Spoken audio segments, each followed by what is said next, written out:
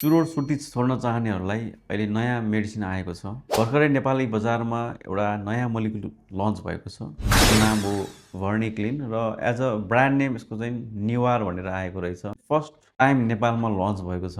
चुरोट सुर्ती छुटाउनमा यसको सक्सेस रेट अलिक बढी छ अरूभन्दा। लगभग अन्य औषधिमा लगभग तपाईँको चाहिँ 15-20% छ भने यसको चाहिँ लगभग सक्सेस रेट भनेको चाहिँ 50% भन्दा बढी रहेछ। यसको साइड इफेक्ट भनेको उल्टी आउला जस्तो हुने, निद्रा डिस्टर्ब हुने अथवा एन्जाइटी बढाउन सक्छ। अलिकति महँगो रहेछ। एउटा ट्याब्लेटलाई लगभग 92 देखि 95 जति पर्दो रहेछ। भनेको लगभग तपाईँको चाहिँ 3 महिनाको कोर्स खानुभयो भने लगभग 17-18 हजार जति लाग्दो रहेछ।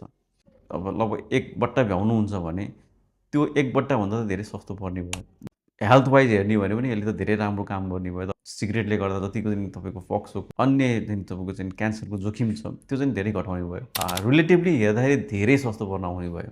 तपाईँहरू चाहनुहुन्छ भने कुनै पनि मनोचिकित्सकको सल्लाह अनुसार यो औषधि सुरु गर्न सक्नुहुन्छ।